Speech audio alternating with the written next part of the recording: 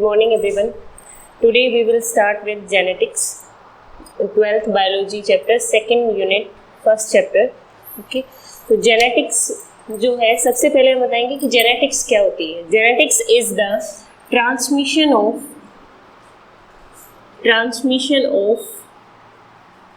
characters and variations. ठीक है, transmission of characters and variations from generation to generation. ठीक है, पेरेंट्स से ऑफस्प्रिंग के अंदर जो कैरेक्टर का ट्रांसमिशन होता है, जो पासिंग जो होती है कैरेक्टर्स की, वो क्या कहलाती है? जेनेटिक्स कहलाती है. ठीक है, transmission of characters and variations from parent to offspring. जो ऑफस्प्रिंग क्या होते हैं बेटा? Young ones of any individual.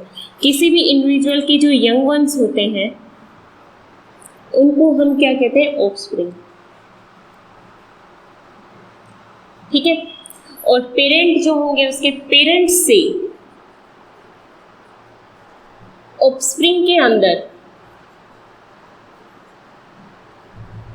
जो कैरेक्टर्स का ट्रांसमिशन है, पेरेंट्स जो होगी वो एक फर्स्ट जनरेशन होगी. ठीक है, ये फर्स्ट जनरेशन हो जाती है बेटा. ठीक है, और जो ऑफस्प्रिंग होते हैं वो सेकंड जनरेशन हो जाती है. ठीक है, सेकंड जनरेशन. ठीक है, तो जो कैरेक्टर्स है जो पेरेंट्स के अंदर अवेलेबल है, उन कैरेक्टर्स का सेकंड जनरेशन में पास ऑन होना, उसका ट्रांसमिशन होना जेनेटिक्स कहलाता है. ठीक है, तो पेरेंट्स के कैरेक्टर्स किस में आ जाते हैं बेटा? ऑफस्प्रिंग के अंदर आ जाते हैं, एक बच्चे के अंदर आ जाते हैं. ठीक है, लेकिन हम सब कहते हैं, ये बात हम सब जानते हैं कि जो ऑफस्प्रिंग होते हैं वो पेरेंट की एग्जैक्ट कॉपी नहीं होते हैं. उनमें कुछ वेरिएशंस होती हैं, कुछ अलग कैरेक्टर्स उनके अंदर होते हैं, उनकी खुद की भी एक आइडेंटिटी होती है, खुद के अपने कैरेक्टर्स होते हैं. ठीक है, तो वो कैरेक्टर्स कैसे आते हैं? वो आते हैं वेरिएशन से. ठीक है, वेरिएशंस. ठीक है, जो वेरिएशंस है ये क्या होती हैं बेटा? डिफरेंट कैरेक्टर होते हैं. ये पेरेंट्स से अलग कैरेक्टर हैं जो किसी भी ऑफस्प्रिंग के अंदर आते हैं. ठीक है, तो जो वेरिएशंस होती हैं ये रॉ मटेरियल होती हैं बेटा इवोल्यूशन की. Variation are the raw material for evolution. ठीक है, ये इवोल्यूशन क्या होता है ये हम लेटर ऑन स्टडी करेंगे. ठीक है, अभी हम वेरिएशन स्टडी करते हैं. वेरिएशन जो होती हैं ये 2 टाइप की होती है. ठीक है, देयर आर 2 टाइप. एक तो होती है continuous variation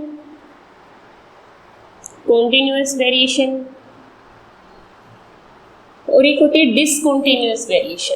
okay, discontinuous variations. ठीक है, तो जो कॉन्टिन्यूअस वेरिएशंस होती हैं ये कैसे आती हैं? एक जनरेशन से दूसरी जनरेशन तक जाती हैं, पेरेंट्स से ऑफस्प्रिंग के अंदर आती हैं. कैसी आती हैं बेटा? जो पेरेंट होते हैं वो रिप्रोड्यूस करते हैं बेटा. ठीक है, जब भी पेरेंट के अंदर क्या होती है? रिप्रोडक्शन जब होगा पेरेंट के अंदर, तो वो क्या करेंगे बेटा? गैमेट की फॉर्मेशन करेंगे. पेरेंट जो होते हैं, 2 पेरेंट होते हैं. सेक्सुअली जितने भी रिप्रोड्यूसिंग ऑर्गेनिज्म होते हैं उनके अंदर 2 पेरेंट्स होते हैं, एक मेल होता है और एक फीमेल होता है. ठीक है, तो मेल ऑर्गेनिज्म क्या करते हैं बेटा? ये इनके अंदर भी क्या होती है? गैमेटोजेनेसिस होती है. ठीक है, गैमेटोजेनेसिस होती है. और जब गैमेटोजेनेसिस होगी इसके अंदर तो क्या होता है कि गैमेटोजेनेसिस के दौरान क्या होता है? यहाँ पे मियोसिस होगी. यहाँ पे जो प्रोसेस यहाँ पे होती है वो क्या होती है? मियोसिस. ओके, और मियोसिस जब भी होगी तब क्या होगा बेटा?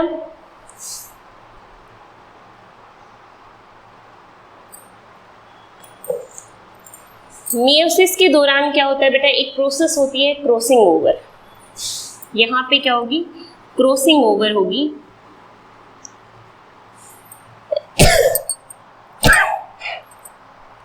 और क्रॉसिंग ओवर से के बाद इस प्रोसेस के दौरान क्या होता है? मेल जो है गैमेटोजेनेसिस में मियोसिस होती है और गैमेटोजेनेसिस के दौरान वो क्या फॉर्म करते हैं बेटा? गैमेट फॉर्म करते हैं. ठीक है, गैमेट की वो फॉर्मेशन करेंगे. जो मेल गैमेट होता है वो क्या होता है बेटा? स्पर्म होता है. ठीक है, स्पर्म होगा ये. और फीमेल जो होती हैं वो भी क्या करेंगी बेटा, गैमेटोजेनेसिस होगी उसके अंदर गैमेटोजेनेसिस होगी।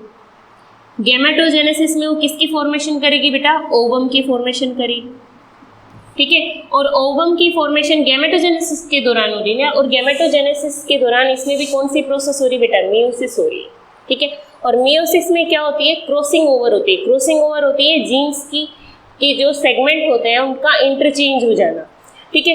तो सेगमेंट क्या होते हैं, इंटरचेंज हो जाते हैं इसके अंदर। होमोलोगस क्रोमोसोम के जो सेगमेंट्स होते हैं वो चेंज हो जाएंगे, जिसकी वजह से कुछ वेरिएशंस आ जाती हैं, कुछ ऐसे कैरेक्टर इंट्रोड्यूस हो जाते हैं ऑर्गेनिज्म के अंदर जो पेरेंट के अंदर तो नहीं होते हैं लेकिन ऑफस्प्रिंग के अंदर आ जाते हैं, ठीक है। तो कॉन्टिन्यूअस वेरिएशन का जो सोर्स है वो क्या है, क्रॉसिंग ओवर। इसका जो सोर्स होगा बेटा वो क्या होगा, क्रॉसिंग ओवर, ठीक है। और ये जनरेशन टू जनरेशन होता है, तो धीरे धीरे होती है ये जो वेरिएशंस आएंगी, ये कैसे आएंगी, धीरे धीरे आएंगी, स्लोली आती हैं, इसीलिए कॉन्टिन्यूअस वेरिएशन हम इसको कहते हैं, ठीक है। और दूसरी टाइप है बेटा हमारे पास डिसकॉन्टिन्यूअस वेरिएशन, ठीक है। डिसकॉन्टिन्यूअस वेरिएशन क्या होती है बेटा, ये सडनली आती है, ठीक है। तो इसका जो सोर्स होगा वो क्या होता है, म्यूटेशन होता है। इसका जो सोर्स होता है वो क्या होता है, म्यूटेशन होता है। म्यूटेशन क्या है यहाँ पे, सडन चेंज इन डीएनए। जो डीएनए होता है, डीएनए के स्ट्रक्चर में अगर सडनली चेंज आ जाता है, डीएनए की स्ट्रक्चर ही बदल जाती है, ठीक है। तो क्या होगा बेटा, उसके अकॉर्डिंग कैरेक्टर भी अपने आप चेंज हो जाते हैं बेटा, अकॉर्डिंगली चेंज हो जाएंगे। जैसे डीएनए की स्ट्रक्चर चेंज हुई, डीएनए में बेस पेयर की स्ट्रक्चर वहाँ पे चेंज हुई, वैसे ही क्या होगा, कैरेक्टर्स भी बदल जाते हैं, ठीक है। तो म्यूटेशन क्या होता है, सडन चेंज इन डीएनए।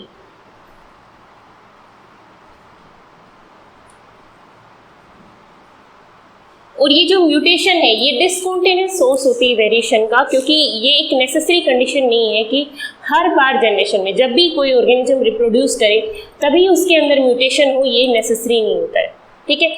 इसीलिए ये डिसकंटिन्यूअस सोर्स होता है वेरिएशंस का, ठीक है। तो हमने हेरिडिटी की डेफिनेशन के ऊपर बात की, हमने की जेनेटिक्स की डेफिनेशन क्या है यहाँ पे, transmission of character and variations from parents to offspring. Parents से ऑफस्प्रिंग में जो कैरेक्टर्स का ट्रांसमिशन होता है उसको हम हेरिडिटी कहते हैं या जेनेटिक्स कहते हैं, ठीक है। तो हेरिडिटी के जो फादर है, ठीक है, फादर ऑफ हेरिडिटी हम किसको कहते हैं, फादर ऑफ जेनेटिक्स हम किसको कहते हैं, वो है फादर ऑफ जेनेटिक्स कौन है बेटा, मेंडल, ठीक है। फादर ऑफ जो ओल्ड जेनेटिक्स है, जो पुरानी जेनेटिक्स है जिसके ऊपर पहले काम किया गया था, ठीक है, उसके जो फादर है वो क्या है, ग्रिगोर जॉन मेंडल, ठीक है। ग्रिगोर जॉन मेंडल जो है वो किसके फादर है, ओल्ड जेनेटिक्स के फादर,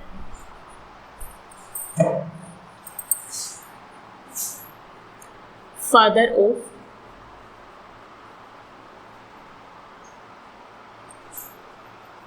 जेनेटिक्स, ये है मेंडल, ठीक है। और जो मॉडर्न जेनेटिक्स है, फादर ऑफ मॉडर्न जेनेटिक्स कौन है, फादर ऑफ मॉडर्न जेनेटिक्स है बैटसन,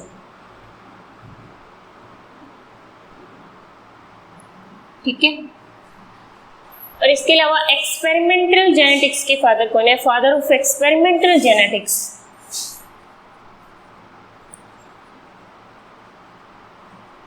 ये कौन है बेटा, मॉर्गन। इन्होंने अपने एक्सपेरिमेंट ड्रोसोफिला पे किए थे बेटा, ड्रोसोफिला मेलानोगैस्ट्रा, जिसको हम फ्रूट फ्लाई के नाम से जानते हैं, इसके ऊपर इन्होंने अपने सारे एक्सपेरिमेंट किए थे। और पहले जेनेटिक्स के जो पहले एक्सपेरिमेंट किए गए थे किसी एनिमल के ऊपर, वो किसके ऊपर किए गए थे, ड्रोसोफिला के ऊपर। किसने किए थे, मॉर्गन ने किए थे। इन्होंने लिंकेज को भी डिस्कवर किया था, उसके अंदर सेक्स लिंकेज और लिंकेज को वहाँ उन्होंने डिस्कवर किया था, ठीक है। इसीलिए जो एक्सपेरिमेंटल जेनेटिक्स के फादर है वो मॉर्गन कहलाते हैं बेटा, इसका श्रेय किसको जाता है, मॉर्गन को आता है, ठीक है। तो जेनेटिक्स को पढ़ने के लिए, हेरिडिटी को पढ़ने के लिए हम जेनेटिक्स क्या होता है, collective study of heredity and variations, ठीक है। तो जेनेटिक्स को पढ़ने के लिए हमें कुछ टर्म्स यहाँ पे स्टडी करनी होगी, कुछ टर्म्स के बारे में हमें जानना होगा, ठीक है। तो ये टर्म्स क्या होती हैं, सारी अलग अलग टर्म्स हम यहाँ पे पढ़ेंगे, ठीक है। टर्म्स पढ़ लेते हैं हम यहाँ पे।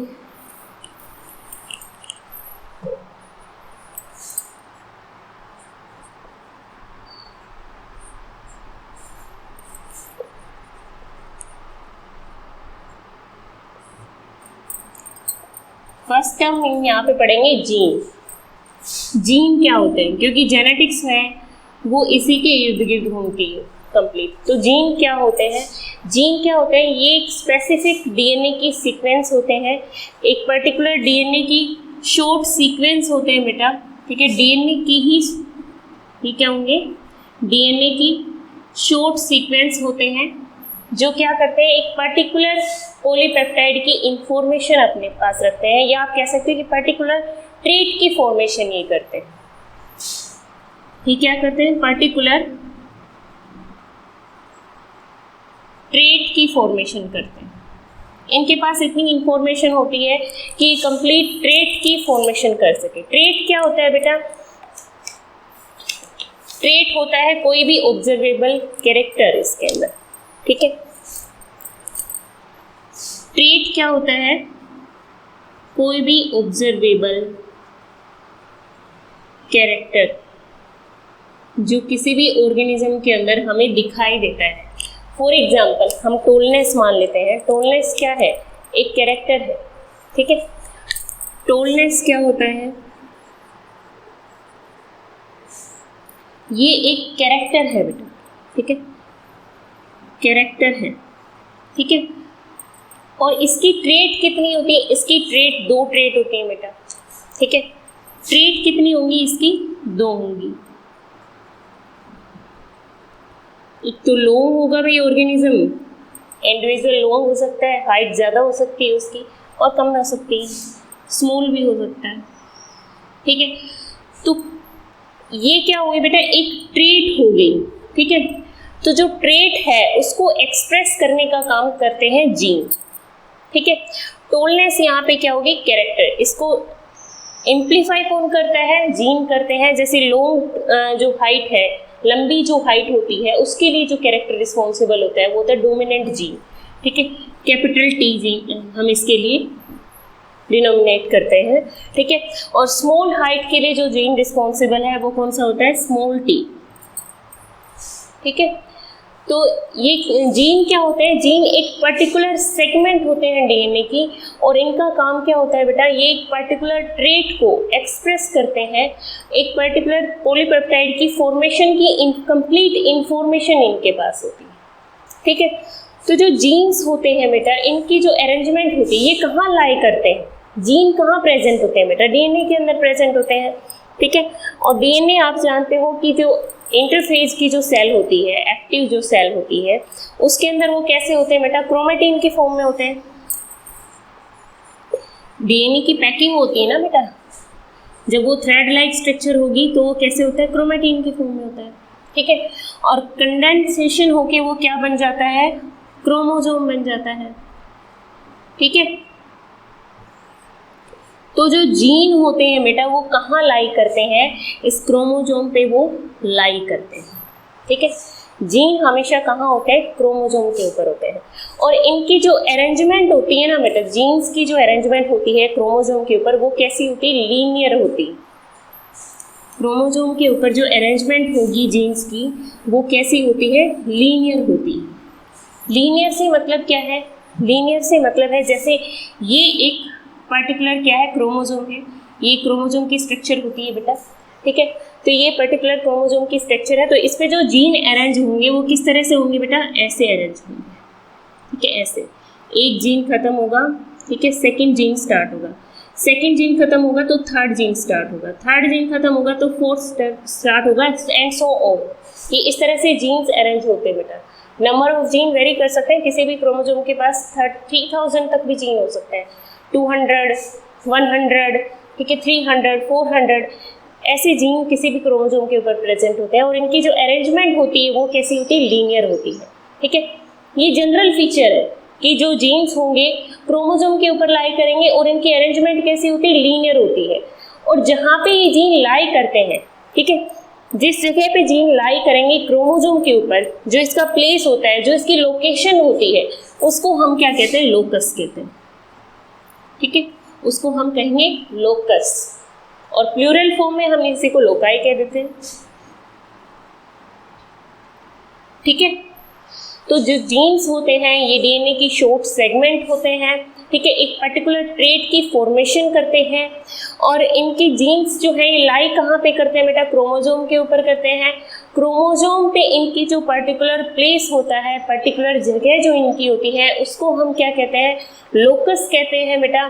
ठीक है, और बेटा ये तो एक कॉमन फीचर हो गया कि जो अरेंजमेंट होगी जीन की वो लीनियर होगी, लेकिन लाइफ में बेटा, ठीक है, लाइफ जो होती है वो कैसी होती है, डायनामिक होती है। ठीक है, लाइफ में कभी भी इक्विलिब्रियम सेट नहीं होता है। यहाँ पे लाइफ में बहुत सारे एक्सेप्शन देखने को मिलते हैं। बायोलॉजी तो होती ही ऐसी साइंस है जिसके अंदर हमेशा 2 2 जा 4 नहीं होता है, कभी कभी 2 2 जा 5 भी होता है यहाँ पे। ठीक है, तो एक्सेप्शन भी है हमारे पास, जिसके अंदर क्या होगा, ओवरलैपिंग जीन भी प्रेजेंट होते हैं। ठीक है, ओवरलैपिंग जीन, ओवरलैपिंग जीन जो है ये कहाँ प्रेजेंट होते हैं बेटा, ये प्रेजेंट होते हैं बैक्टीरियोफेज में। अल्फा 174 जो बैक्टीरियोफेज है, ये एक वायरस होता है बेटा जो बैक्टीरिया को इन्फेक्ट करते हैं। बैक्टीरियोफेज दैट टाइप, ये वो वायरस होते हैं जो बैक्टीरिया को इन्फेक्ट करते हैं। ठीक है, तो ये जो बैक्टीरियोफेज होता है इसके अंदर क्या होता है, जीन्स की जो अरेंजमेंट होती है वो किस तरह की होती है, ओवरलैपिंग होती है। यहाँ पे जो जीन क्या है वो किस तरह से अरेंज होंगे, जैसे ये एक पर्टिकुलर सेगमेंट है बेटा जीन का, ये सॉरी क्रोमोसोम का एक पर्टिकुलर सेगमेंट है। ठीक है, यहाँ पे जो जीन है बेटा वो इस तरह से प्रेजेंट है। ठीक है, एक जीन हो गया, ये कौन सा हो गया अभी, जीन 1 हो गया। ठीक है, तो जीन 1 के ऊपर ही स्टार्ट हो जाता है जीन 2। ठीक है, ये 2nd जीन है, और 3rd जीन भी इसके ऊपर आ जाएगा बेटा, 4th जीन ऐसे प्रेजेंट हो सकता है। ठीक है, तो इस तरह से जीन की जो अरेंजमेंट है यहाँ पे वो कैसी है, ओवरलैपिंग अरेंजमेंट है। जीन यहाँ पे कैसे प्रेजेंट होंगे, ओवरलैपिंग फॉर्म में प्रेजेंट होते हैं। अदरवाइज जो जीन की अरेंजमेंट होती है वो कैसी होती है, लीनियर होती है। ओके, तो ये हो गया जीन के बारे में बेटा। ठीक है, इसके अलावा क्रोमोसोम जो होते हैं वो कैसे होते हैं बेटा, होमोलोगस और नॉन होमोलोगस भी होते हैं। ठीक है, तो होमोलोगस और नॉन होमोलोगस क्रोमोसोम क्या होते हैं। ठीक है, होमोलोगस क्रोमोसोम,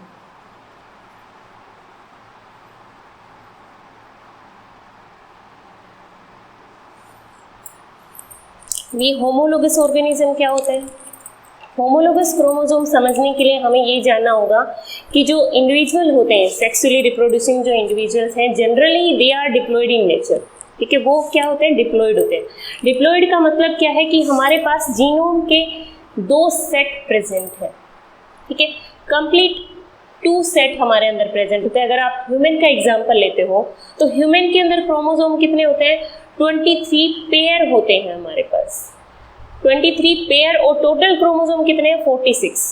ठीक है, तो हमारे पास 23 क्रोमोसोम प्रेजेंट होते हैं जिनके हमारे पास जोड़े प्रेजेंट है। 23 2 क्रोमोसोम होंगे हमारे पास, 2 सेट होंगे उसके।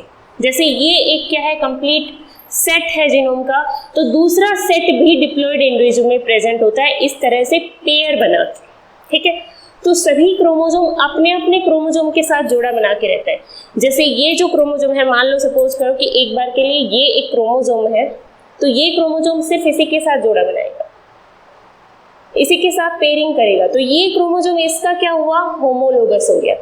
ये क्रोमोसोम इसका होमोलोगस होगा, ये इसी तरह से इसका होमोलोगस होगा, और ये क्रोमोसोम इसका होमोलोगस होगा, ये इसका होमोलोगस होगा। ठीक है, तो सारे के सारे क्रोमोसोम होमोलोगस फॉर्म में रहते हैं, होमोलोगस क्रोमोसोम के साथ पेयर बना के रहते हैं। ठीक है, नॉन होमोलोगस क्रोमोसोम के साथ पेयर नहीं बनाते हैं। जैसे ये जो क्रोमोसोम है ये ऐसा नहीं है कि इसके साथ पेयर बना लेगा, ये इसके साथ पेयर नहीं बना सकता है, क्योंकि ये इसका क्या हो गया, नॉन होमोलोगस हो गया। ठीक है, तो जो क्रोमोजोम है वो हमेशा कैसे रहते हैं, पेयर में रहते हैं, ठीक है। जैसे ह्यूमन का एग्जांपल लो आप, ह्यूमन के अंदर कितने क्रोमोजोम होते हैं, 23 पेयर होते हैं हमारे पास। टोटल क्रोमोजोम कितने होंगे, 46 होंगे, ठीक है। तो ये जो 46 क्रोमोजोम है ये किस तरह से प्रेजेंट है, 1 डैश, ठीक है, 2 डैश, 3 डैश एंड इसी तरह से 23 डैश। इस तरह से सारे क्रोमोजोम कैसे प्रेजेंट है, अपने अपने होमोलोगस क्रोमोजोम के साथ पेयर के फॉर्मेशन बना के रहते हैं, ठीक है। तो होमोलोगस क्रोमोजोम कौन से हुए बेटा, जिनकी स्ट्रक्चर एक जैसी होगी बिल्कुल, जैसे 1 डैश होमोलोगस है ना एक दूसरे की, तो 1 जो है इसकी कॉपी है, ये दूसरा 1 डैश क्रोमोजोम जो प्रेजेंट होता है ये इसकी कॉपी होता है, ठीक है। तो हम इनको क्या कहेंगे, होमोलोगस क्रोमोजोम। और नॉन होमोलोगस कौन से होंगे बेटा, जैसे 1 और 2, ये दोनों एक दूसरे के क्या होंगे, नॉन होमोलोगस होंगे। इसी तरह से 2 डैश और 3 ये एक दूसरे के क्या होंगे, नॉन होमोलोगस होंगे, ठीक है। तो होमोलोगस क्रोमोसोम वो होते हैं जो एक जैसे होते हैं, ठीक है, देखने में, जिनकी स्ट्रक्चर, जिनका आकार, लेंथ, साइज सब एक जैसा होता है, वो एक दूसरे के होमोलोगस होते हैं, ठीक है। तो ये मैंने एग्जाम्पल किसका लिया बेटा, ह्यूमन का, ठीक है। ह्यूमन के अंदर जब आप इसकी जेनेटिक्स स्टडी करते हो कि जो ये जो सेट है क्रोमोसोम के, ये कैसे कैसे और किस तरह से आते हैं, तो जो मेल इंडिविजुअल है उसने क्या बनाया बेटा, गैमेटोजेनेसिस हुई उसके अंदर, उसने किसकी फॉर्मेशन की, यहाँ पे स्पर्म की फॉर्मेशन कर ली, ठीक है। और स्पर्म के अंदर कितने क्रोमोसोम है बेटा, 23 क्रोमोसोम, ठीक है। मेल इंडिविजुअल के अंदर कितने थे, 46, तो मतलब हाफ रह गए ना इसके अंदर। और फीमेल के अंदर कितने हैं, ये एग है बेटा, जो एग फॉर्म करते हैं फीमेल, ठीक है। गैमेटोजेनेसिस में क्या करते हैं, एग की फॉर्मेशन करती हैं फीमेल इंडिविजुअल। और यहाँ पे भी जो क्रोमोसोम का नंबर होता है वो कितना होता है, 23 होता है, ठीक है, 23 होगा। यहाँ पे कितना होता है, 46 होता है, राइट। तो इन दोनों की फर्टिलाइजेशन से, स्पर्म और एग की फर्टिलाइजेशन से बनता है जाइगोट, ठीक है। और ये जो जाइगोट है यही फॉर्म करेगा एक नए इंडिविजुअल को, एक नए यंग वन की फॉर्मेशन करता है ये, ठीक है। ये क्या करता है, यंग वन की फॉर्मेशन करता है, ठीक है। तो ये जो यंग वन होता है बेटा, ठीक है, इसके अंदर 2 जोड़े आए ना, जीनोम के 2 सेट हैं इसके अंदर, ठीक है। एक सेट उसे किससे मिला है, फादर से मिला, और दूसरा सेट इसे किससे मिला है, मदर से मिला, ठीक है। एक सेट फादर का और एक सेट मदर का, ये किसके अंदर है, हमारे अंदर है बेटा। जैसे मैं जो इंडिविजुअल हूँ, एक इंडिविजुअल हूँ मैं, ठीक है, तो मेरे अंदर जो क्रोमोसोम के सेट प्रेजेंट है, जो जीनोम प्रेजेंट है, उसका एक सेट मदर से आया है मेरे अंदर, एक सेट आया है फादर से, ठीक है। ऐसे ही आपकी मदर में जो क्रोमोसोम का सेट प्रेजेंट है, ठीक है, वो कहाँ से आया होगा, उनके मदर और फादर से। एक सेट उनकी मदर से आया है और एक सेट उनके फादर से आया है। तो कहने का मतलब है कि जितने भी इंडिविजुअल प्रेजेंट होते हैं, जितने भी डिप्लॉयड इंडिविजुअल हैं, उनके अंदर होमोलोगस क्रोमोसोम जो होते हैं, जो जोड़े होते हैं, उनमें से एक जोड़ा किसके पास से आता है, मदर से आता है, और दूसरा जोड़ा किससे आता है, फादर से आता है, ठीक है। तो ये चीज समझ आई सबको, ओके। अब हम किसकी बात करते हैं बेटा, अलील की, ठीक है। तो ये तो हो गया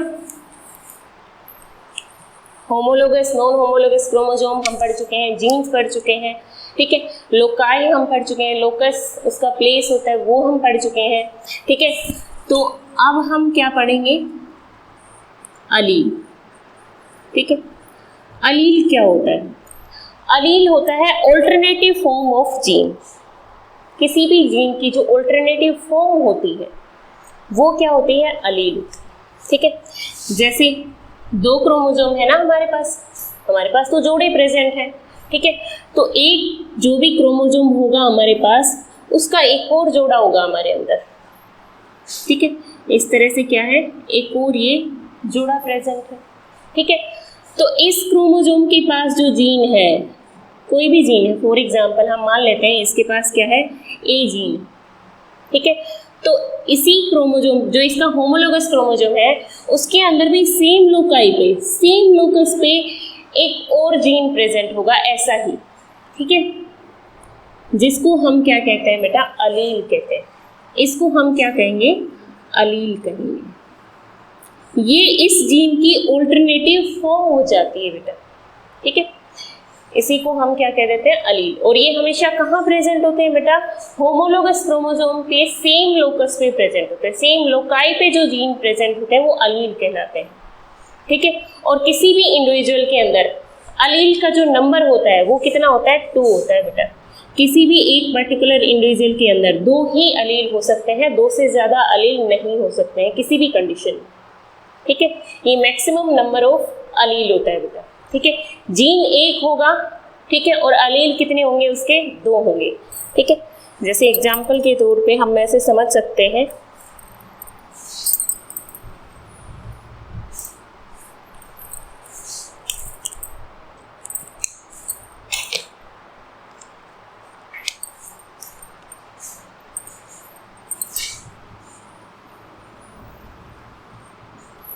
जैसे एग्जाम्पल ले लेते हैं हम जीन्स का, ठीक है।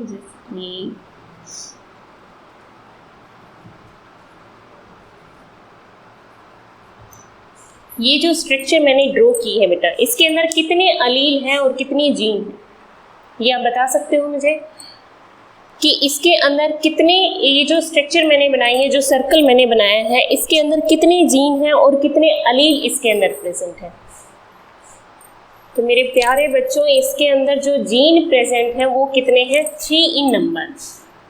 एक ये जीन है, ठीक है, और एक ये है, और एक ये, 3 जीन इसके अंदर प्रेजेंट है। और अलील कितने हैं यहाँ पे, 6 अलील हैं, 1 2 3 4 5 और 6 अलील इसके अंदर प्रेजेंट है और 3 जीन इसके अंदर प्रेजेंट है, ठीक है। ओके बेटा, तो इसके बाद हम पढ़ेंगे होमोजाइगस और हेट्रोजाइगस क्या होते हैं।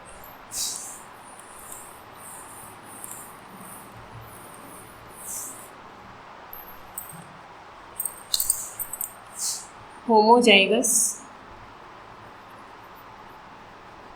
एंड हेट्रोजाइगस, पहले हम होमोजाइगस को डिस्कस कर लेते हैं, उसके बाद हेट्रोजाइगस को कर लेंगे।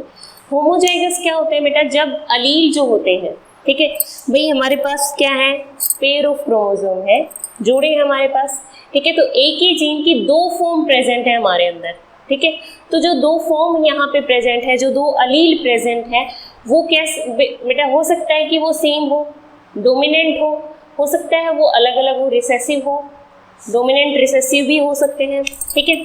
जो कैपिटल जीन होता है ना बेटा, किसी भी जीन के अंदर जो कैपिटल हम शो करते हैं यहाँ पे, वो डोमिनेंट जीन होते हैं, और स्मॉल लेटर में जिसको हम शो करते हैं वो रिसेसिव जीन होते हैं। डोमिनेंट जीन वो जीन होते हैं जो अपने आप को एक्सप्रेस करते हैं, ये क्या करेंगे, अपने आप को एक्सप्रेस करेंगे किसी भी कंडीशन में, चाहे ये होमोजाइगस फॉर्म में हो या हेट्रोजाइगस में हो, ठीक है।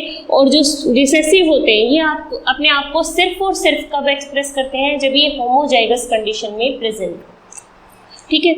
तो ये जो जीन है भाई, 2 जीन प्रेजेंट होंगे किसी भी, हम होमोजाइगस की बात कर रहे थे, तो ये जो क्रोमोसोम है हमारे पास 2 क्रोमोसोम होंगे, ठीक है।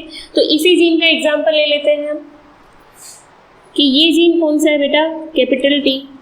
एक जीन जो क्रोमोसोम के अंदर प्रेजेंट है वो क्या है, कैपिटल टी।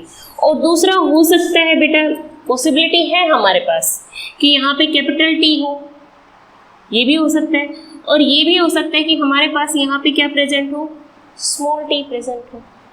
एक पॉसिबिलिटी और है हमारे पास, क्या है कि यहाँ पे भी स्मॉल टी प्रेजेंट हो, ठीक है। तो जब ये दोनों जीन, दोनों अलील जो होते हैं, ये अगर सेम होंगे तो हम उसको क्या कहेंगे, होमोजाइगस कहते हैं, ठीक है। और अगर अलग अलग होते हैं तो उनको हेट्रोजाइगस कहते हैं, ठीक है। ये कैपिटल टी, स्मॉल टी, ये क्या हो गया बेटा, होमोजाइगस हो गया, ठीक है। और capital T and small T, ये क्या हो गया, हेट्रोजाइगस फॉर्म हो गई, ठीक है। तो किसी भी जाइगोट के अंदर, किसी इंडिविजुअल के अंदर जब सेम क्रोमोसोम प्रेजेंट होते हैं तो हम उन इंडिविजुअल्स को क्या कहते हैं, होमोजाइगस कहते हैं। वो डोमिनेंट भी हो सकते हैं और रिसेसिव भी हो सकते हैं। जब हम इंडिविजुअल के अंदर दो क्रोमोसोम अलग अलग प्रेजेंट हो, एक डोमिनेंट हो और दूसरा रिसेसिव हो, ठीक है, तब हम उस इंडिविजुअल को क्या कहते हैं, हेट्रोजाइगस कहते हैं बेटा। ठीक है, तो ये हो गया होमोजाइगस एंड हेट्रोजाइगस आपका। ठीक है, इसके बाद जो टर्म आती है आपकी वो कौन सी आती है बेटा, फिनोटाइप एंड जीनोटाइप। ठीक है,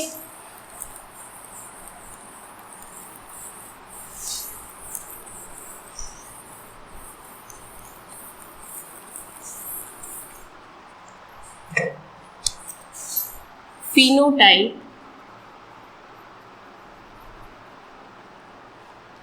फिनोटाइप क्या होता है बेटा, फिनोटाइप होता है किसी भी ऑर्गेनिज्म का जो मोर्फोलॉजिकल कैरेक्टर होते हैं कि वो बाहर से कैसा दिखता है। अगर आप प्लांट की बात कर रहे हो तो उसके अंदर स्टेम जो मोर्फोलॉजिकल कैरेक्टर है वो क्या क्या होता है, स्टेम, रूट एंड लीव्स।